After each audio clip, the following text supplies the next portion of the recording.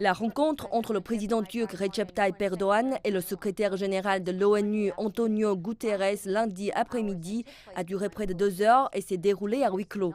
Les deux dirigeants n'ont pas tenu de conférence de presse conjointe à l'issue de leurs entretiens. Dans une déclaration écrite, la Turquie a noté que les développements régionaux avaient été évalués en mettant l'accent sur l'Ukraine.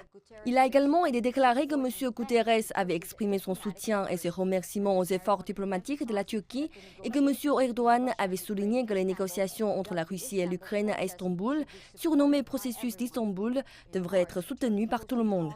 En mars, la Turquie avait accueilli des entretiens entre des délégations ainsi que les ministres des Affaires étrangères de la Russie et de l'Ukraine.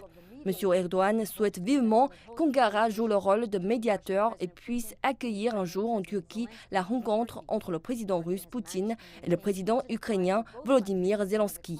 La Turquie a réussi à maintenir des liens positifs avec les deux pays pendant le conflit et semble avoir la confiance des deux dirigeants. De nombreux pays et l'ONU ont salué les efforts de la Turquie en matière de diplomatie. Au cours des entretiens d'aujourd'hui, M. Erdogan a également souligné que la Turquie continuerait à travailler en étroite collaboration avec l'ONU pour l'acheminement de l'aide humanitaire et l'évacuation des civils en Ukraine. La décision de M. Guterres de se rendre à Ankara et de s'entretenir avec M. Erdogan avant son départ pour la Russie et l'Ukraine a été saluée par les responsables turcs.